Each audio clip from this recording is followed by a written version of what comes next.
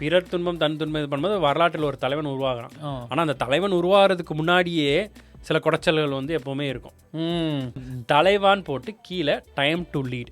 இப்போ ஜெயலலிதா அவர்கள் தான் வந்து ஆட்சியில் இருக்காங்க. அவங்களும் வந்து அந்த டைமில் வந்து படம் ரிலீஸ் ஆகிற டைமில் கொடநாடு போயிடுறாங்க. ஒரு இன்ஃப்ளூயன்ஸில் ஒரு ஆள் நான் சொன்ன அதே தான், வளர்ந்துக்கிட்டு இருக்க ஆளை வளர விட மாட்டாங்க.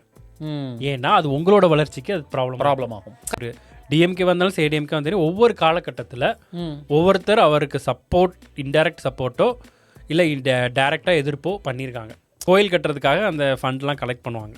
கோயில் கட்டுறதுக்காக நம்ம கோயில் கட்ட வேணாம், ஆஸ்பத்திரி கட்டலாம் அப்படின்னு சொல்லிட்டு பண்ணுவாங்க. ஸோ அந்த ஒரு விஷயத்தை எதிர்த்து ஒரு அமைப்பினர் வந்து அப்போ ஒரு போராட்டம் நினச்சி, ஆக்சுவலாக அதை ஒன்றுமே எதிர்க்காமல் விட்டுருந்தா கூட அந்த படம் வந்து ரொம்ப நார்மலாக தான் ஓடி இருக்கும். அதுக்கப்புறம் அவர் வேலாயுதம்னு ஒரு படம் நடிச்சு அதில் வந்து ஓப்பனாகவே நான் வந்து ஆளுங்கட்சி சப்போர்ட் அப்படிலாம் சொல்லியிருப்பார். நீ பார்க்காதவங்க இப்போ வேலாயுதம் படத்தில் போய் பாருங்கள்.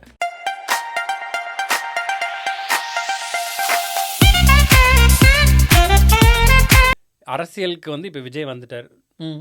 எல்லாருமே அரசியல் வர்றதுக்கு ஏதாவது ஒரு ஸ்டார்டிங் பாயிண்ட், ஒரு ட்ரிகரிங் இருக்கும். கண்டிப்பா. எனக்கே அது ரொம்ப பெரிய கியூரியாசிட்டியா இருந்தது. ஆமா, என்ன கியூரியாசிட்டியா இல்ல கொடுத்துட்டு எதுக்கு அது இருக்கட்டும். ஆமா, அரசியலுக்கு ஏன் வந்தாருன்றது வந்து நிறைய ரொம்ப வருஷமாவே தெரிஞ்சிட்டு, ஆனா எப்போலேருந்து இந்த மாதிரியான ஒரு தாட் வந்து விஜய்க்கு வர ஆரம்பிச்சது அப்படின்றதே எனக்கு ஒரு பெரிய கேள்வியா இருந்தது. எல்லாருக்கும் தெரிஞ்ச ஒரு ஓவராலான எல்லாருக்கும் விஜய் பத்தி தெரிஞ்ச ஒரு பேசிக் கேரக்டர் என்ன, ரொம்ப அமைதியான.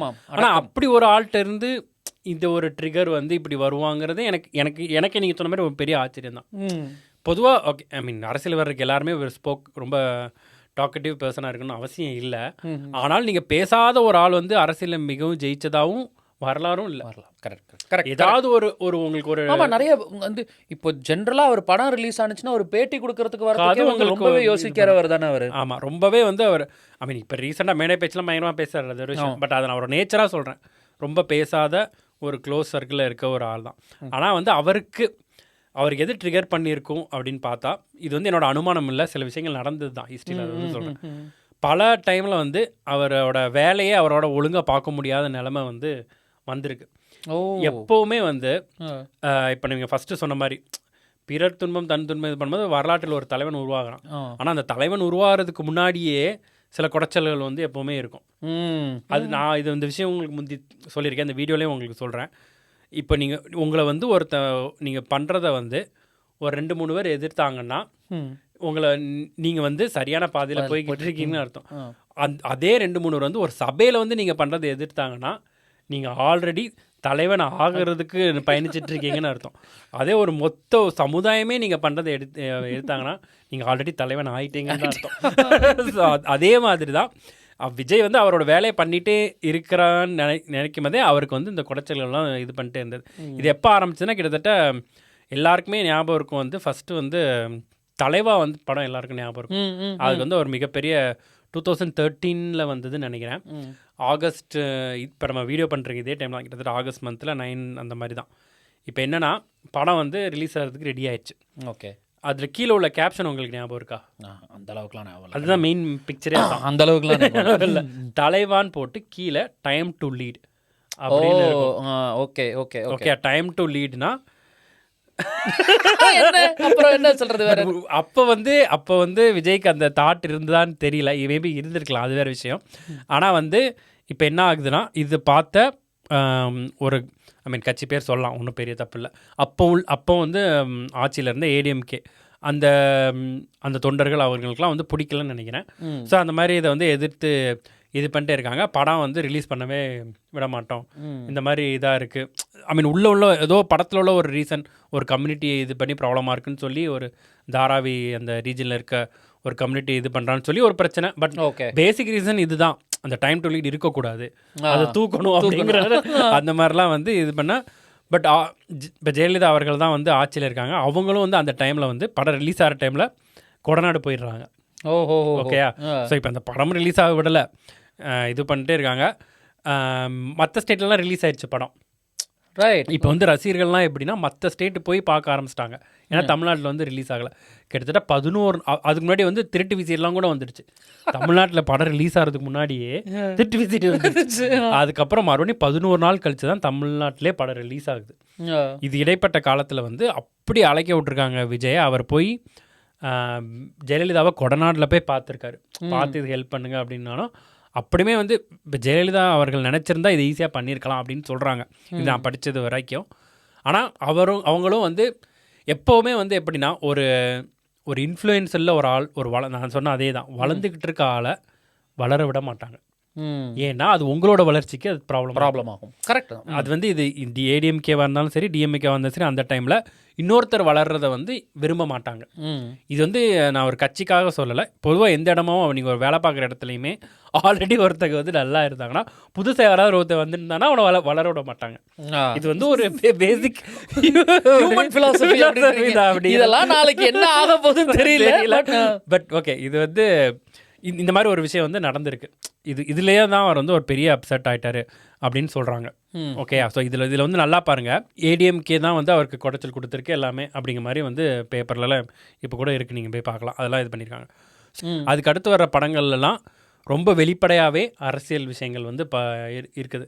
இதில் என்ன ஒரு டயலமானா, அவர் வந்து 2 இதுக்குமே இது வந்து ஓப்பனாக நம்ம பேர் சொல்லி தான் ஆகணும், இல்லைன்னா அது வந்து டிஎம்கே வந்தாலும் சரி, ஏடிஎம்கே வந்தாலும் ஒவ்வொரு காலகட்டத்தில் ஒவ்வொருத்தர் அவருக்கு சப்போர்ட், இன்டைரக்ட் சப்போர்ட்டோ இல்லை டைரெக்டாக எதிர்ப்போ பண்ணியிருக்காங்க. அதாவது என்ன சொல்கிறேன்னா, இப்போ ஏடிஎம்கே சப்போர்ட் பண்ணும்போது டிஎம்கே அந்த சைடில் போய் ஏதாவது பண்ணுவார், அங்கே வந்து இவரை எதிர்க்கும் போது அங்கே இந்த சைடில் போய் ஏதாவது பண்ணுவார், அந்த மாதிரி. ஸோ இது வந்து அவருக்கு மாறிட்டே தான் இருந்திருக்கு. ஸோ 2 சைட்லேருந்தும் அவருக்கு வந்து ப்ரெஷர் கொடுத்துட்டே தான் இருந்திருக்காங்க. கத்தியில் ஒரு படம் நடிச்சிருக்காரு. ஆமாம், அந்த கத்தி படத்தில் ஒரு ஃபேமஸ் டைலாக் இருக்கு, ஞாபகம் இருக்கா? I am waiting. அது துப்பாக்கியில் கத்திலே வரும், இல்லைன்னு சொல்ல. பட் இது ரொம்பவே எல்லாருக்கும் ரொம்ப ஃபேமஸான டைலாக் தான். 4000 கோடி ஒருத்தன் வந்து எடுத்துகிட்டு போயிடுவான், இங்கே வந்து இந்த ஃபார்மர்ஸ் எல்லாம் இது பண்ணி நீங்கள் அவங்களை இது பண்ணுவீங்க அப்படிங்கிற மாதிரி. அது மாதிரி அதில் 2G பற்றியும் பேசியிருப்பார். இப்போ இது வந்து டிஎம்கேக்கு எதிராக வந்து பேசுகிறாரு. இப்போ இந்த கத்தி படம் நீங்கள் இது ரொம்பலாம் யோசிக்க வேணாம். இப்போ அந்த கத்தி படம் எந்த நெட்வொர்க்கில் இருக்குன்னு பார்த்தீங்கன்னா அது இன்னும் ஜெயா டிவி நெட்வொர்க்கில் தான் இருக்குது, அதில் தான் போடுவாங்க. ஸோ இந்த மாதிரி அங்கே வந்து இது பண்ணுங்க. கொஞ்ச நாள் கழித்து 2017 வந்து அப்போ அவருக்கு மெர்சல்னு ஒரு படம் வருது. கரெக்ட். இப்போ வந்து அடுத்த ஒரு அரசியல் இன்னொரு கட்சி வந்து அவரை வந்து எதிர்க்குது. அதில் வந்து அதுலேயும் ஒரு ஃபேமஸ் டைலாக் இருக்குது. இது நம்ம சொன்ன மாதிரி தான், ஒரு நர்ஸ் வரணும்னா 3 வருஷம், ஒரு இன்ஜினியரிங் 4 வருஷம், ஒரு தலைவனா ஒரு யுகமே தேவைப்படும், அந்த மாதிரிலாம் சொல்லிட்டு அதில் வந்து கோயில் கட்டுறதுக்காக அந்த ஃபண்ட்லாம் கலெக்ட் பண்ணுவாங்க. கோயில் கட்டுறதுக்காக நம்ம கோயில் கட்ட வேணாம், ஆஸ்பத்திரி கட்டலாம் அப்படின்னு சொல்லிட்டு பண்ணுவாங்க. ஸோ அந்த ஒரு விஷயத்தை எதிர்த்து ஒரு அமைப்பினர் வந்து அப்போ ஒரு போராட்டம் நினச்சி, ஆக்சுவலாக அதை ஒன்றுமே எதிர்க்காமல் விட்டுருந்தா கூட அந்த படம் வந்து ரொம்ப நார்மலாக தான் ஓடி இருக்கும். அது அவ்வளோ பெரிய படம்லாம் வந்து அதில் இல்லை, அது அபூர் சோதரி ரீமேக் தான் அது. பட் வந்து அவங்க ஒரு எதிர்ப்பு ஆட்டோமேட்டிக்காக கிளம்பினோடனே, ஒரு நெகட்டிவ் அந்த எதிர்ப்பு கிளம்பினாலே உங்களுக்கு ஆட்டோமேட்டிக்காக ஒரு கியூரியாசிட்டி அந்த படத்துக்கு வந்து படம் செம்மையாக ஓட ஆரம்பிச்சிருச்சு. அப்போவே அவங்க ஃபீல் பண்ணியிருப்பாங்க, ஏன்டா எதிர்த்தோம் அப்படின்னு சொல்லிட்டு.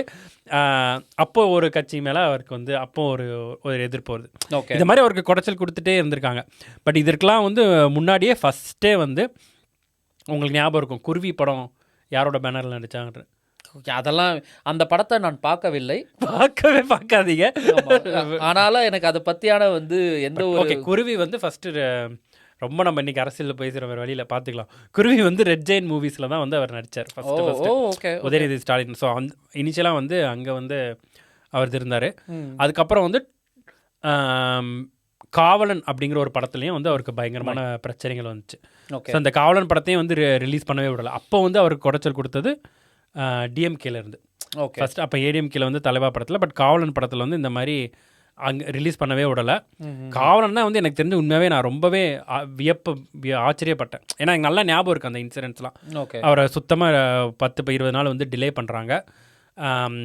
அவர்கிட்ட வந்து 1 கோடி ரூபா வந்து ஏதோ டிஸ்ட்ரிபியூட்டர்ஸ் அதுக்கு முன்னாடி இந்த சுறா படம் நடிச்சிருந்தார். ஸோ அதனால் வந்து நீங்கள் காசு திருப்பி கொடுக்கணும்னு சொல்லி அவரை வந்து அடுத்த படம் ரிலீஸ் பண்ணவே விடலை, ரொம்ப குடைச்சல் கொடுத்தாங்க.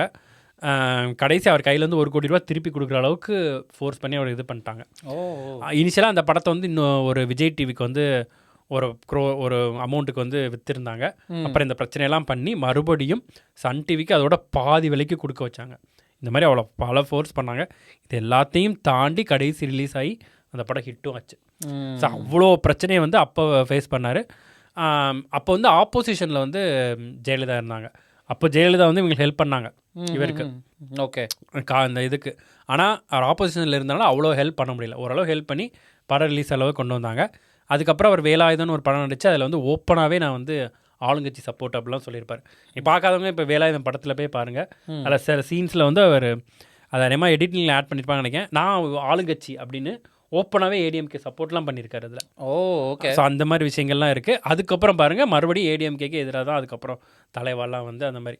ஸோ நான் சொல்கிறது என்னென்னா இந்த மாதிரி பல விஷயங்கள் வாரி மாதிரி அவருக்கு வந்து ப்ராப்ளம்ஸ் கொடுத்துட்டே இருக்காங்க. அந்த இல்லை ஒரு கட்டத்தில் நம்ம வந்து இந்த விஷயத்தை நம்ம பேச ஆரம்பிச்சதுலேருந்தே வந்து நமக்கே ஒரு தயக்கம் இருக்குது இல்லையா? நம்ம இந்த விஷயத்தை வந்து நம்ம ரொம்ப வந்து வெளிப்படையாக வந்து பேச முடியாது. என்னதான் இது எல்லாமே நம்ம சுற்றி நடந்திருக்கு, நம்ம பார்த்துருக்கோம், படிச்சிருக்கோம், பல இடத்துல பல பேர் இதை பற்றி பேசியிருக்காங்க. அப்படின்னு இருந்தாலுமே இந்த ஒரு விஷயத்த ஒரு பாமர மக்களுக்கு நம்ம கொண்டு போய் சேர்க்கணுன்ற நம்மளோட ஒரு ஆசைன்னு ஒன்று இருக்குது. அதற்கான ஒரு தைரியம் ஒன்று தேவை. ப்ளஸ் இதை நம்ம பேசுகிறோமே அப்படின்னு நம்ம நாளைக்கு என்ன நடக்கும் அப்படின்னு யோசிக்கணும். இதெல்லாம் நமக்கே இப்படி இருக்குன்னா I mean just thinking right. So இதெல்லாமே திருப்பியும் அதே கான்டெக்ட் தான். லைக் ஏன்னா பாலிடிக்ஸ்ன்றது அவ்வளோ ஒரு பெரிய விஷயமா இருக்கு. At the end of the day அது என்னது? Public administration. மக்களை காப்பதற்காக வந்து உருவாக்கப்பட்ட ஒரு பதவி. அந்த பதவியை அடைவதற்காக அவ்வளோ ஒரு பெரிய போராட்டம், இவ்வளோ பெரிய விஷயங்கள் நடக்குது. பட் எனிவே ஐ மீன் இதெல்லாம் ஜஸ்ட் நீங்கள் சொல்ல வந்து பின்னாடி யோசிச்சு பார்க்கும்போது நமக்கே இவ்வளோ தயக்கம் இருக்குது இதை பற்றி பேசுகிறதுக்கு. இதை வந்து முன் வைத்து அதில் வந்து வரணும், வந்து ஏதோ பண்ணணும் அப்படின்னு நினைக்கிறாரு. சொன்ன மாதிரி 200 கோடி ரூபா சம்பளம். ஆமாம். somewhere it is not adding up. It's just not adding up. அதான் சொல்கிறேன். நீங்கள் எவ்வளோ பணம் எல்லாம் வந்தாலுமே இது எல்லாத்தையும் தாண்டி உங்களுக்கு மேலே நிற்கிறது என்ன? அந்த ஒரு பொசிஷன். பட் அதுக்காக அவர் வர்றாருன்னு சொல்லலை. ஐ மீன் அவருக்கு உண்மையாகவே அதெல்லாம் நம்ம பொறுத்திருந்து தான் பார்க்கணும். ஏன்னா நாளைக்கு வந்து அந்த நிஜமாவே அந்த பதவி அவர் கிடைக்கிறதா, மக்கள் அவரை வந்து அந்த பதவியில் உட்கார வைக்க முடிவு செய்கிறார்களா அப்படின்றது ஒரு பக்கம் இருக்கும். அவருக்கு நிஜமாவே லெட்ஸ் சே ஹைப்போதெட்டிக்கலாக அந்த பதவி கிடைச்சாலுமே அந்த பதவிக்கான ஒரு சத்தியங்கள் எடுக்கிறார்ல, அதை அவர் பூர்த்தி செய்கிறாரா அப்படின்றதையும் மக்கள் பார்ப்பாங்க. ஒருவேளை கிடைக்கல அப்படின்னா அப்போ அடுத்த வேலைகள் என்ன? திருப்பியும் வந்து திரைப்படங்கள் பண்ணுவாரா, பண்ண மாட்டாரா? இது மாதிரி பல கேள்விகள் இருக்குது. அதெல்லாம் இப்போ நம்மளுக்கு இல்லை. இப்போ நம்ம பார்க்குறது வந்து இது நடந்து கொண்டு இருக்கிறது. இதற்கான ஒரு வாய்ப்பு இருக்கா இல்லையா? ஆமாம். நீங்கள் விஜய் ரசிகராக இருந்தால் என்ன, விஜய் ரசிகராக இருந்தாலும் சரி இல்லைனாலும் சரி, உங்களுக்கு எங்கள் வீடியோ பிடிச்சிருந்ததுன்னா நீங்கள் லைக் பண்ணுங்கள், ஷேர் பண்ணுங்கள், சப்ஸ்கிரைப் பண்ணுங்கள். ஆமாம். இல்லை நீங்கள் வந்து நாங்கள் சொன்ன விமர்சனங்கள் இல்லை, நாங்கள் சொன்ன இப்போ வார்த்தைகள்லாம் சரி இல்லை, நீங்கள் கண்டிப்பாக அதை கமெண்ட்ஸில் பண்ணுங்கள். இதெல்லாம் எல்லாமே வந்து ஒரு கொலாபரேட்டிவ் டிஸ்கஷன் தான். டக்குன்னு எங்களுக்கு மேலே நீங்கள் வந்து காழ்ப்புணர்ச்சியாக தேவையில்லை. உங்களோட கருத்து ரீதியாக வந்து நீங்கள் கமெண்ட் செக்ஷனில் போடுங்க. நாங்களும் கற்றுக்குறோம், நம்ம எல்லோரும் சேர்ந்து கற்றுக்கலாம். மீண்டும் இன்னொரு வீடியோவில் சந்திப்போம். அதுவரை உங்களது வணக்கம் கூறி விடைபெறுவது உங்கள் மோசரி டாக்ஸ். பாய்.